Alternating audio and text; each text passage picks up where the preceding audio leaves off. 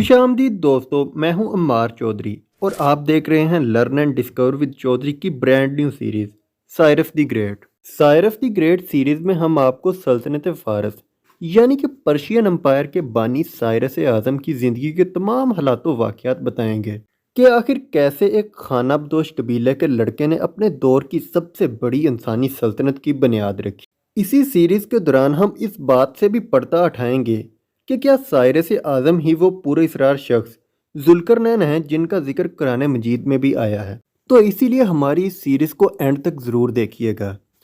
तो आएँ अपनी पहली एपिसोड का आगाज़ करते हैं। साइरस का असल नाम करूश था, बाप का नाम कंबोजिया था।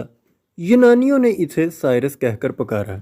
कुछ लोगों का ये भी ख्याल है कि कुरान मुकद्दस की सूरह कहफ में जुल्करनैन नाम की जिस शख्सियत का जिक्र किया है वो यही करूश या साइरस है। हालांकि कुरान मुकद्दस के कुछ मुफस्सिरीन ने सिकंदर आज़म को कुरान का जुल्करनैन करार दिया था, लेकिन बाद के मुहक्किकीन ने कहा कि सिकंदर आज़म को कुरान का जुल्करनैन नहीं करार दिया जा सकता, इसलिए कि ना तो वो खुदापरस्त था और ना ही आदल, और ना मफतू कौमों के लिए फ़याज था, और ना ही इसने कोई दवार बनाई थी जिसका जिक्र कुरान मुकद्दस में आया है। अब मुहक्किकीन फैसला कुन तौर पर इस नतीजे पर पहुँचे हैं कि कुरान का जुल्करनैन यूनान का बादशाह सिकंदर नहीं बल्कि कदीम ईरान के हन्हा मुनशा ख़ानदान का शहनशाह करूश है, जिसे तारीख़ के औराक में साइरस कहकर पुकारा जाता है। इसका ज़माना हज़रत ईसा अलैहिस्सलाम की पैदाइश से लगभग 500 बरस पहले का है और करूश के बजाय ये साइरस के नाम से ज़्यादा मशहूर हुआ। दरअसल ईरान के कदीम बशिंदे आर्याई नस्ल से ताल्लुक़ रखते थे। इन लोगों ने तकरीबन 4000 कबल मसीह में चरागाहों की तलाश में पामीर से निकलकर ईरान का रुख किया। शुरू में ये लोग बखारा और समरकंद में आकर आबाद हुए। वहाँ के हालात साजगार मालूम ना हुए तो मज़ीद जनूब की तरफ बढ़े। जनूब की तरफ बढ़ते हुए ये आर्या 2 ग्रोहों में तकसीम हो गए। एक ग्रोह मीडिया में आबाद हो गया जो आले माद कहलाया, और इन्होंने मरकज़ी शहर हमदान को बनाया जिसका कदीम नाम अकबताना था। अकबताना के मायने इकट्ठे होने के हैं।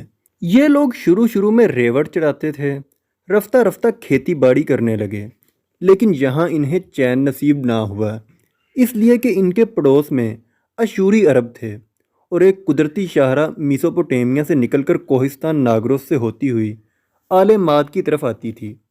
इसी रास्ते से जंगजू अशूरी आए दिन आले माद पर हमलावर होते रहते थे, लिहाजा इन्हें मजबूरन अपनी सलामती की खातर अशूरियों को बाज यानी खराज अदा करना पड़ता था।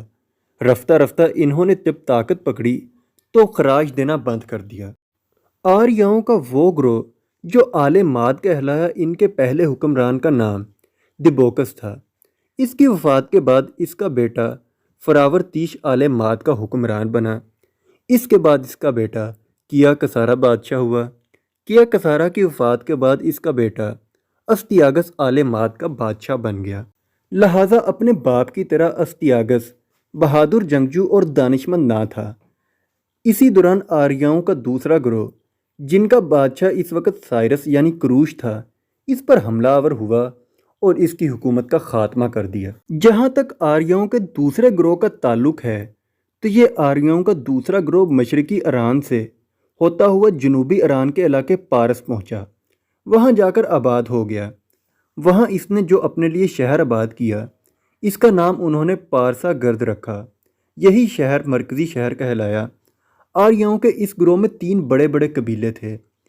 एक का नाम बाज़ारगिद, दूसरे का नाम मारफीन और तीसरे का नाम मारसपीन था। करूश यानी साइरस आज़म का ताल्लुक इन्हीं 3 बड़े कबीलों के एक झैली और छोटे कबीले हन्हा मुनशा से था। इस ख़ानदान का पहला बादशाह जो पारसा गर्द में हुक्मरान हुआ, इसका नाम हन्हा मुनशा था। इसी बना पर यह हन्हा मुनशा कहलाए। हन्हा मुनशा के बाद इसका बेटा चीशपीश पारस में आकर आबाद होने वाले आर्याओं का हुक्मरान बना। इसके बाद इसका बेटा कंबोजिया अव्वल आर्याओं के इस ग्रोह का हुक्मरान हुआ। कंबोजिया अव्वल के बाद इसका बेटा करूश बादशाह बना। यही करूश साइरस आज़म भी कहलाया। पहले ये छोटे से इलाके का हुक्मरान था। जब इसने मुख्तलिफ इलाकों को फ़तह करते हुए अपनी सल्तनत को वसअत दी तो यह करूश और साइरस से करूश आज़म और साइरस आज़म कहलाने लगा।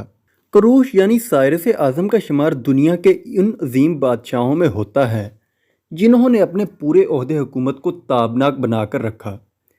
اس نے اپنے خاندان یعنی ہنہا منشیوں کی حکومت کو اتنا مستحکم اور مضبوط کیا کہ یہ حکومت لگ بھگ 200 برس تک اپنے جاہ و جلال کے ساتھ قائم رہی۔ بالآخر قروش اعظم کے خاندان کے آخری بادشاہ داریوس سوم یعنی دارا کو اسکندر اعظم کے ہاتھوں شکست ہوئی اور اس تو ناظرین گرامی یہ تھی سائرس دی گریٹ کی پہلی قسط۔ اپنی اگلی ویڈیو میں ہم آپ کو سائرس کی پیدائش سے جڑی ہوئی کچھ روایات کے بارے میں بتائیں گے کہ آخر سائرس کی پیدائش کے بارے میں نجومیوں نے کیا پیشن گوئی کی اور سائرس بچپن میں اپنے نانا کے ہاتھوں قتل ہونے سے کیسے بچا۔ یہ سب ہم آپ کو بتائیں گے اپنی اگلی ویڈیو میں، تو وہ ویڈیو ضرور دیکھیے گا۔ شکریہ۔